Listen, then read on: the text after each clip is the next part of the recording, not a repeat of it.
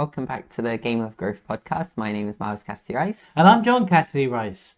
And this week we're carrying on looking at the PERMA model and going more in depth into one of the sections, which is Positive emotions. Thanks for saving me there. But before we do, we'll go ahead and get started with our wins of the week again. John, what was your win of the week for this week? Well, I found a new toy to play with, a new AI toy that made songs. Suno has created some waves at the moment, and I made a song up about you. And we'll play a little bit of that at the end of the podcast, so stay tuned to the end to hear a song about Dr. Cassidy-Rice. Is that a motivation to stay? It is pop rock, and who doesn't love a bit of pop rock? Okay.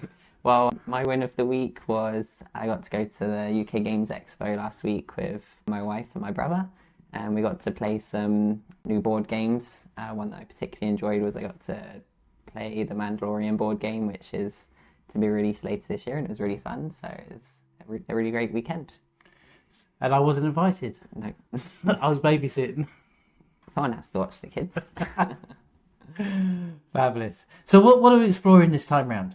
Okay, so we're going to go into a little bit more depth on positive emotions this time. So what we'll do is we'll look at them through the lens of the broaden-and-build theory by Barbara Frederick. Yeah, I think you're right there. Okay. Probably should have checked that one before we started recording just to make sure, but yeah, I believe that's the right one.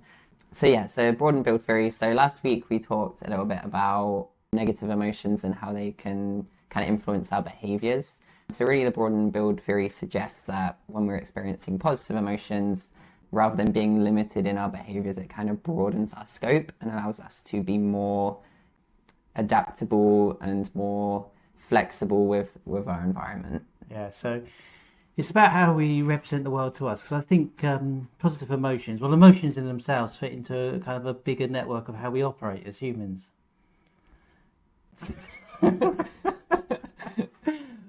So what I was thinking is that there's an old thing I want to do when I'm training, and you probably come across this, and if it's outdated, do let me know. So our thoughts matter and our language matter, and we know that, and they're kind of interchangeable. So if I was to say a couple of words for you, and how I normally frame this is that our brains do not process negatives. It's not about having negative thoughts, because last time we looked at, and we all know we have negative thoughts. It's about how language affects our thinking. So we're going to do a quick thought experiment. So you may have done this before. Okay, we'll find out. So a quick thought experiment. Whatever you do, do not think of a blue elephant up a pink tree. That's a blue elephant up a pink tree. Do not think about it. Blue elephant, pink tree, not think about it. So what are you doing? I was trying my best not to think about that because, dude, you've done that on me before, so I then knew what was coming. Yeah. So even if you think you didn't think about it, you did. How can I say that with such confidence? Because words are secondary to how we think. We think using our imagination. And notice I use the word imagination precisely because I'm not saying visualization. Language triggers all the different imagery, like sight, sound, feelings, combination of those, etc. and the other ones, which is very technical of me. Yeah, so what John's trying to say is thoughts and our feelings are interconnected, and the way that we talk to ourselves can influence our thoughts, and those thoughts influence our feelings. So how does that relate within the business world? Well, that wasn't an example I was going to come up with. I was going to come up with a more personal one. Okay. So the example I normally use is that when you say to somebody, you say to yourself when you're on a diet, that you're trying to lose a bit of weight, don't say anything, is that you say to yourself, I will not eat chocolate cake. I will not eat chocolate cake. And eventually you go, I can do that. As you create an image of yourself eating chocolate cake. So this has applications within the business context by asking for what you want somebody to do rather than what you don't want them to do. And it makes a big difference because we think about the principle at play here, as Miles was saying, is that language triggers images in the mind. and we will follow the strongest image in our mind at that moment. So ask for what you want to happen, not what you don't want to happen. Have you applied it in any way? Yeah, so within the sporting environment, one thing that I do with athletes is we really want to bring out those memories that are positive when we're going to perform. So a good way of doing this is creating a mental highlight reel. So when you're getting ready to perform, you have some of your few favourite moments that you've achieved within your sporting career, and you play those back. So you're telling yourself, walking yourself through what happened in those moments, you're visualising it, and you're looking to create some of that positive emotions so that you're entering into your performance with those positive emotions to drive you. Yes. And I think this is how it kind of fits into some of the bigger picture of us as human beings, is that our language and our thoughts obviously affect us. And we have habitual language, which we kind of tend to, is that over time they affect our emotional state. And our emotional state will have an influence on our beliefs and on our values, and it can affect our purpose. And this will come relevant as we talk about building those positive emotions and how they interact with each other. I like to come up with a definition of beliefs and values, because they're often said in the same terms, although they're all one thing. So my working definition comes from Dr. Whitewood Small. Values are the things that motivate us. The reason we do what we do is because of our values. Beliefs are the rules we have in place to fulfill our values. Did you have any other explanations? Yeah, well, values to me are those really core ideals that drive us. They're what we stand for. They're really underlying who we are. And beliefs are what we I wasn't expecting to define. No, sorry, I put you on the spot there. So beliefs are structures that help us fulfill our values. Yeah. So they're related. And I think sometimes it's good to make a definition between the two.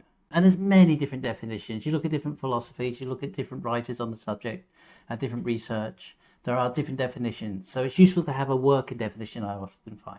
Yeah. So when we're talking about positive emotions within the PERMA model, it's really important to remember it is part of a much bigger system, and that all of these things affect each other. So your beliefs will affect your emotions, your values will affect your emotions, purpose will affect your emotions, as well as the language and imagery that you have. All of these are interconnected and affect each other. So when we're talking about positive emotions, it kind of leads itself to positive language. It leads itself to positive imagery. It leads itself to more positive beliefs, more values, etc. I think I've really laboured the point now. Yeah. And again, it's not just about we want to be positive just for the sake of being positive. We want to ensure that we're experiencing more of those positive emotions to the negative emotions. Negative emotions are going to happen. That's a part of life. But it's about ensuring that we're able to then experience more positive emotions to negative emotions. So I don't know if you're familiar with kind of the ratio that we're supposed to experience. Well, that was the question I had in my mind, because I'm thinking to myself, what would be the kind of ideal balance, really? Is it 80-20? Is it 90-10? Is it more or less? Yeah, I'll let you have a shot at it. What do you think would be a good balance to achieve in a day? A good balance to achieve in a day. So I would suggest between up to 70% positive and 30% so-called negative. Because I think there is some real benefits to kind of what we're calling negative. It's not necessarily negative.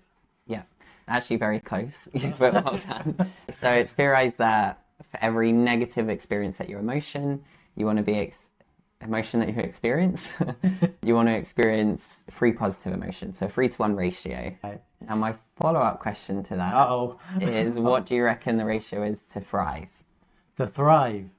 So would it be, and I'm kind of going on some numbers, would it be about 90% positive, 10% negative? Okay, again, not too far off. So it's 5-to-1 ratio. So for every negative emotion that you experience, you want to be experiencing 5 positive emotions to thrive. Yes. And that kind of, and I haven't sort of quoted this for a while, so I don't know if you know this. I'm putting you on the spot as well to see with this. But I was reading about how often children hear the word no in relation to the word yes. And I think it was something like sort of 10 times no for every one yes. Does that sound about right? I'm not entirely sure on those Right. statistics. I'll see if I can look that up and put it in the course notes. But I mean, it's normally sort of denial is much more prevalent in children than it is that kind of positive reinforcement. I heard a wonderful story about a parent whose child, who was kind of a young child, who was going to get the milk out, and the milk was too big for the child and spilt the milk over. And normally, as parents, you're rushed. You know, it's first thing in the morning, it's breakfast time, and you just get annoyed because you've got to clean it all up. Would that be fair to say? Or was that just how I treated you? No, I had a particularly taxing morning with Kit today, so...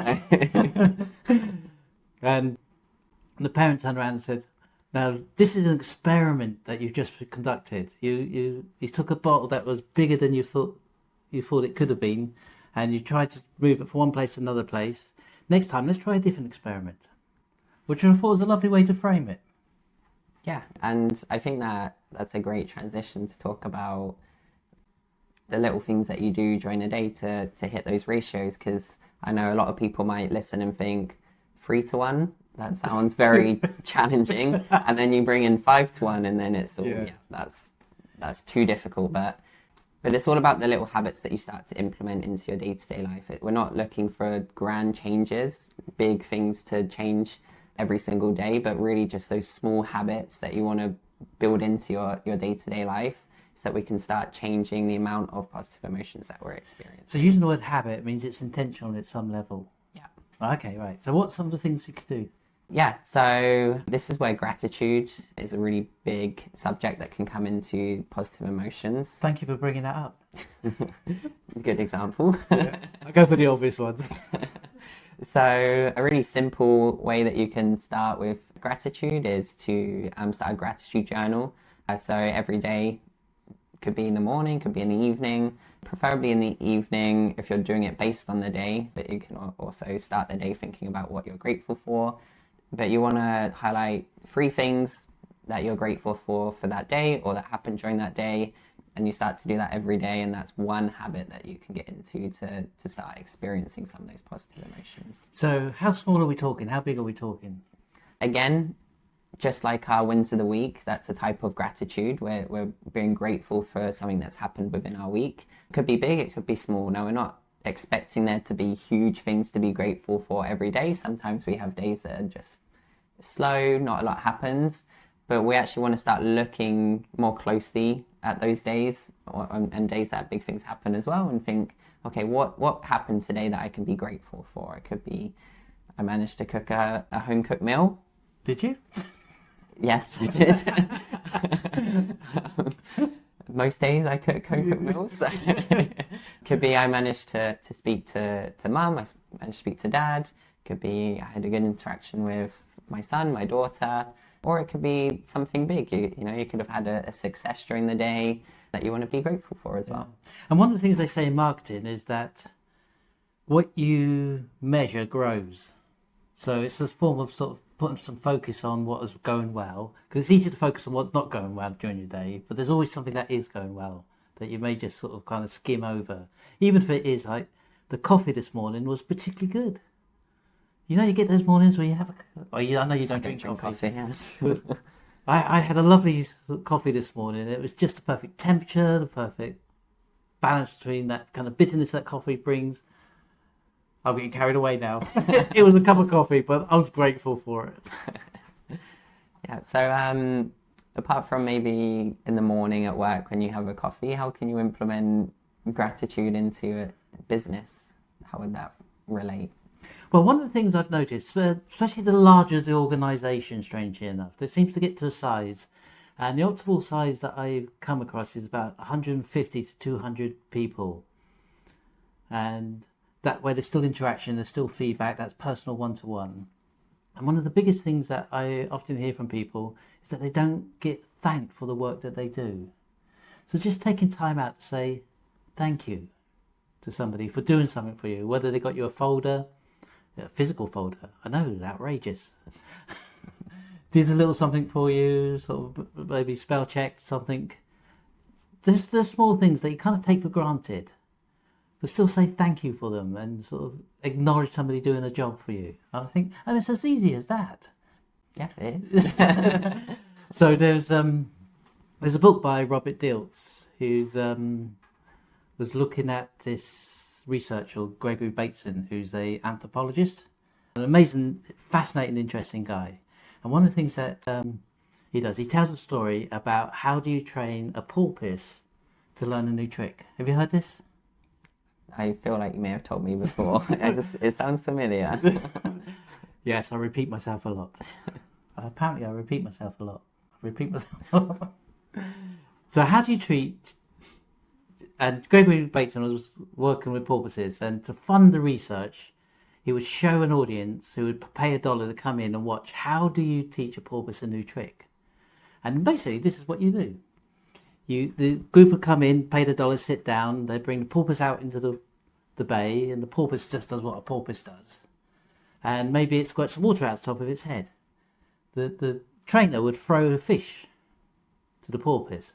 Now, porpoises like fish and go, thanks, being grateful. And then swims around a bit longer, squirts some water out of its head, gets thrown another fish.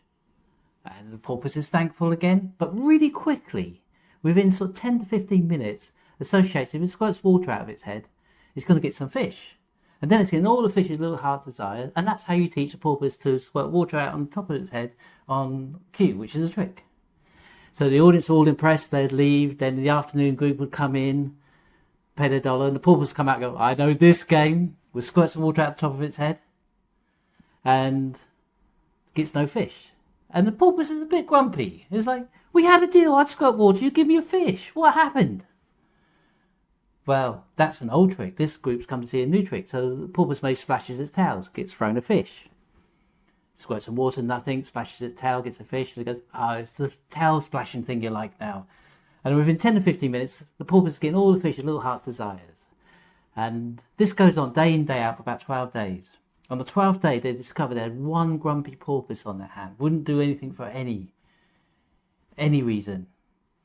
So, and what the trainer discovered is sometimes you need to give a porpoise a fish for just being a porpoise.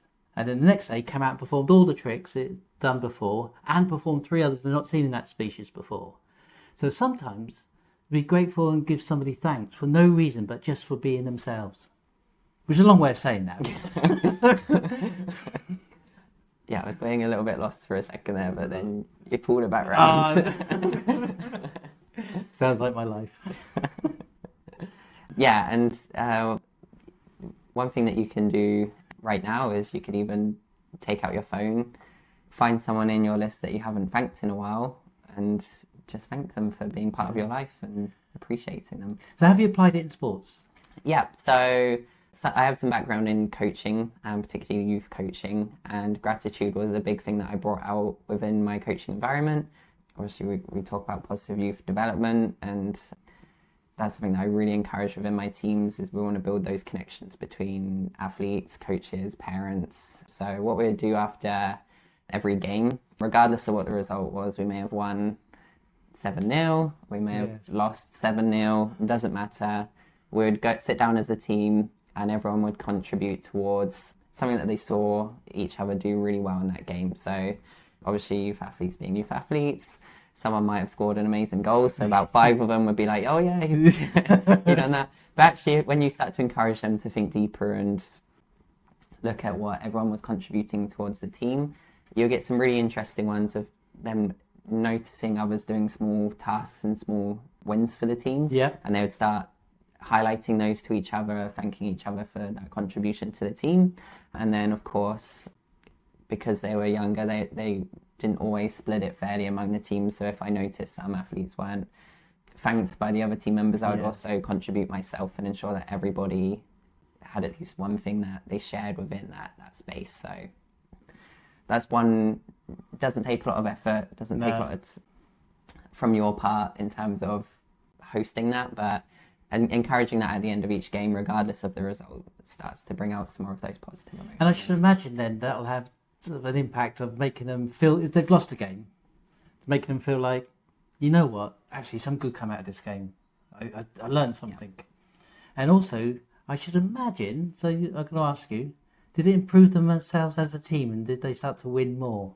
Yeah, so what it encouraged them to do was to become more comfortable with losing. So what I wanted to do with my teams was ensure that we weren't just so focused on winning that Yeah. that became everything. I encouraged development, and I wanted them to start to compare their performances to themselves so that they could see that progress that they were making over time, Yeah. which does come out through them, what they're noticing within our conversations in that space, with the idea that we want to go out there to compete, to perform to our best that we can every week, and Yeah. that bar that we have should start raising more and more each week as they develop themselves rather than comparing themselves to Yes. other teams, especially at the youth level where physically their development might be at hugely different levels as well. So it's not always a case of the better team wins. Sometimes there's one athlete that just stands out on a team because they're physically developed a little bit more. Yeah. So you don't want them comparing themselves against players like that, because at some point that growth's going to even out. We want them to, or I want them to look at their own performances and think about how they're developing as an individual and as a unit, as a team. Yes. No, definitely. I used to be a musician, and when I was teaching composing rather than the musical instrument itself, I came across this theory, and I can't think for the life of me who the credit for this. So I'll see if I can find it out. Is that he sort of said, just find two notes that they like to, because it's based on Mozart when he sort of said he's looking for two notes that love each other. I'm not sure he said that. Do you have a reference for that one? Well, there's a Mozart quote about two notes liking each other or something. But you play sound, you just play random sounds, and then you sort of say, what sounds, you've listened to the recording back, and you say, what did you like? Because we're so focused on being wrong all the time and stuff. And very quickly, if you can keep the discipline with somebody to sort of focus on what they liked about it, the bits they like tend to expand, and the bits they dislike tend to retract. And that's what you saw within the teams. Yeah. And it's really interesting when you have a group of youth athletes and you start to do an activity like that, because at first they're like, do I want to be sharing in this space? But if you make it a safe space and encourage it, then they really buy into it, and they really love then starting to acknowledge what each other are doing really well.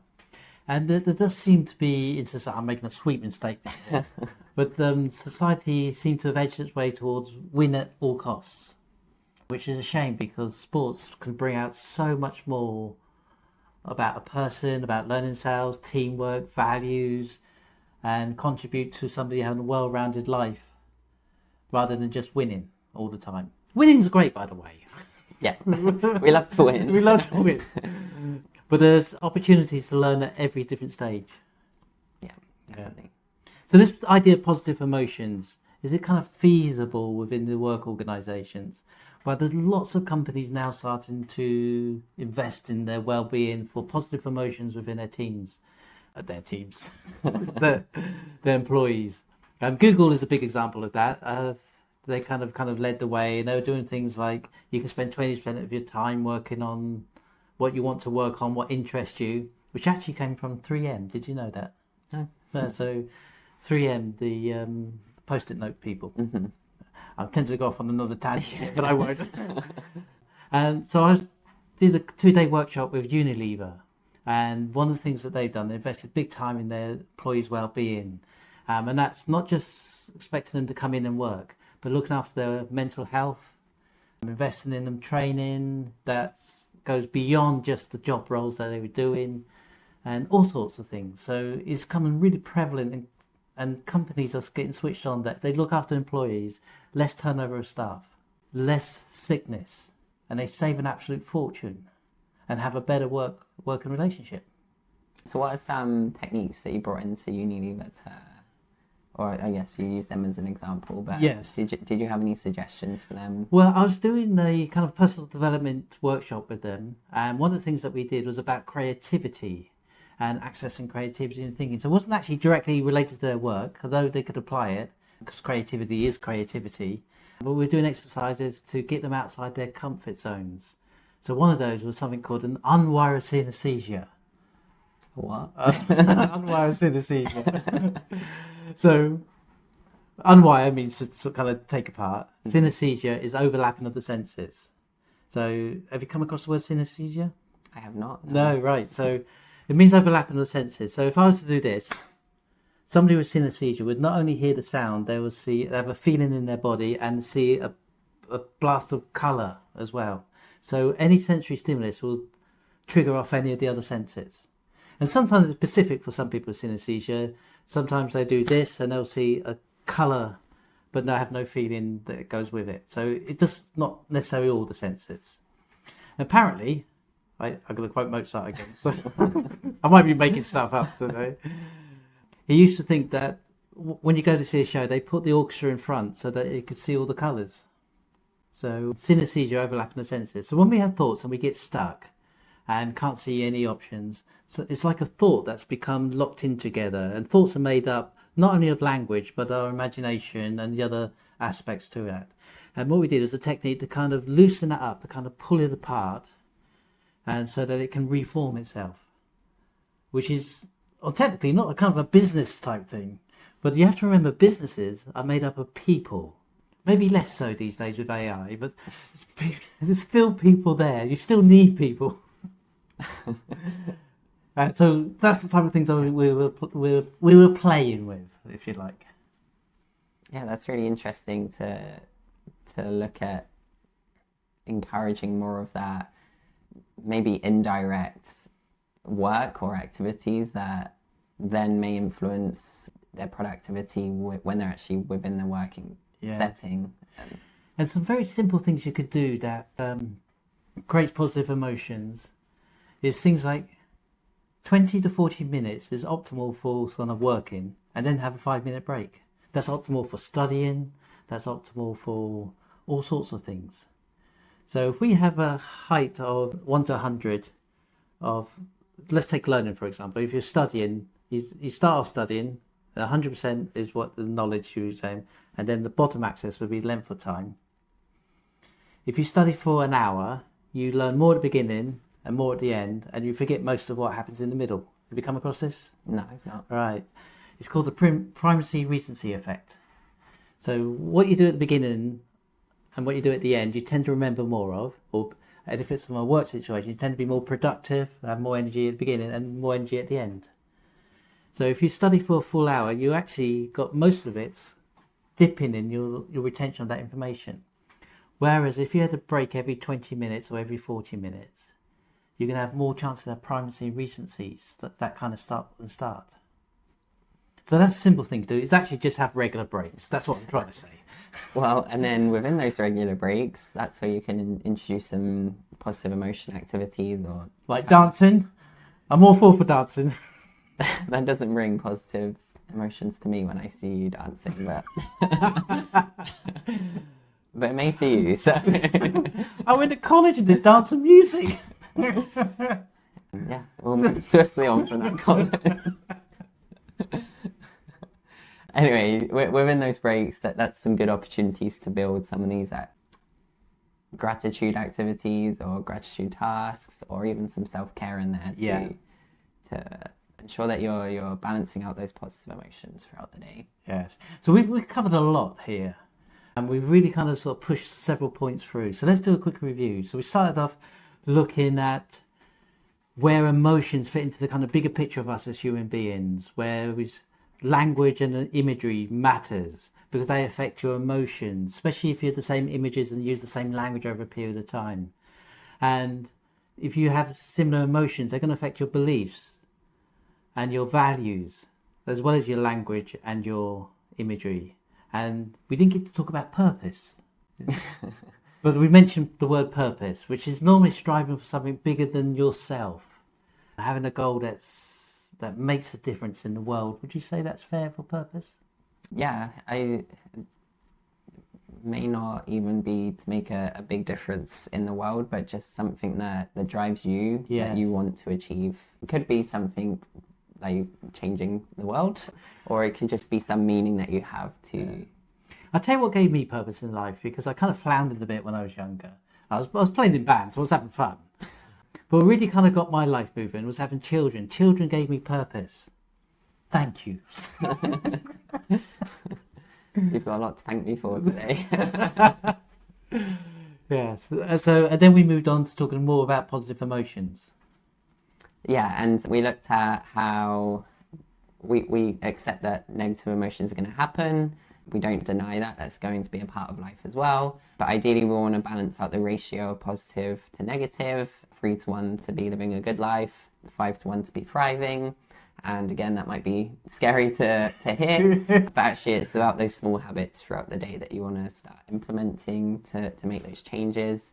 So then we looked at how that could be applied in personal life. So we had gratitude journals, and then we talked a little bit about in the business and the sports setting. We also mentioned porpoises for some reason. I can't remember why now, but that was for the gratitude. That was for the just gratitude. Thanking Absolutely. someone for just for being who they are. Yeah. No, I remembered. And then we talked a little bit about finding those moments of looking after yourself, and being thankful and creating those positive emotions. We talked a little about Unilever, touched on Google, and how investing in your people, not just for their skill knowledge, but for them as a rounded human being. And that's where you're also talking about working with teams, youth teams, and the difference that made to having gratitude sessions. Yeah, and while I did implement it in youth teams, it could also be implemented into adult teams as well. It doesn't have to stay within the youth environment. You just might change the way that you actually deliver that to be more appropriate for work with adults. You wouldn't want to sit them down in a circle and be like, okay, who wants to share? Me! But it can be applied in the adult settings as well. Yeah, absolutely. And then we just kind of talked about some tips about how you could actually implement those. And I mentioned dancing, and it didn't go down as well as I had hoped. Yeah, we'll just move swiftly on from it again. We won't linger. So next time, what are we going to be talking about next time? So next time we'll move on to the next part of the PERMA model. So we'll be looking at engagement, what engagement means, how we're going to encourage engagement within your business employees and your sporting teams, and why that's a big consideration for the PERMA model. Yes, and remember, stick around a little bit longer after say goodbye. We're going to play the song Dr. Cassidy-Rice. It's going to be a hit, I tell you. And in your breaks, if you want a positive emotion boost, you can listen to the song and and enjoy some positive emotions from it. Right. Thank you. Do subscribe wherever you listen to your podcasts. It does make a difference. It helps us be found in various different platforms. And we really appreciate you taking the time to listen. Yeah, and again, please do share your wins of the week with us. We love to read through them and see all of your big and small successes during the week as well. And we'll continue to look out for them after today's episode. Excellent. And we should come up with a way of finishing each of the podcasts. Ciao. Ciao. Right, ciao it is. Dr. Cassidy-Rice and his dad talking about the good days we've had, spreading joy in every show, positive waves just flow from their hearts to every ear, lifting spirits, banishing fear. Every word is a light, shining through day and night. Feel the joy in every talk, daddy son on a rock and roll walk. Positive waves coming through. Life gets brighter when they're with you. Science and smiles blend so fine. Every story, love arise. We laughed and learned and shared. Podcast beyond compare. From their hearts to every ear, lifting spirits, banishing fear. Every word is a light, shining through day and night. Feel the joy in every talk, daddy son on a rock and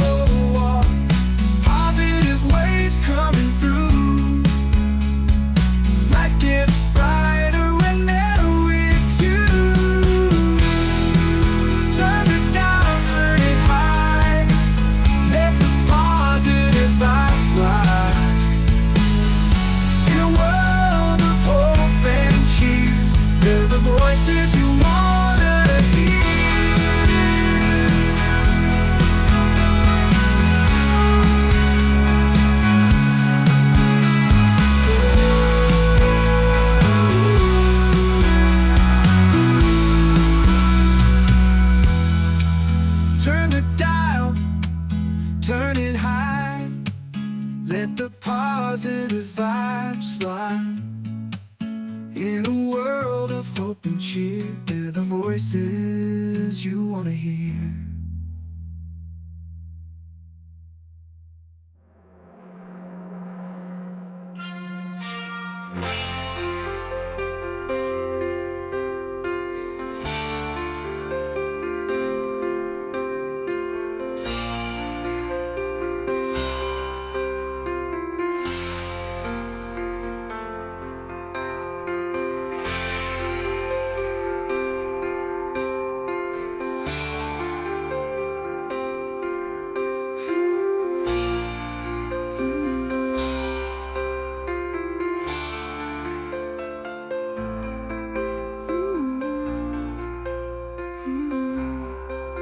Turn the dial, turn it high. Let the positive vibes fly. In a world of hope and cheer, they're the voices you wanna hear.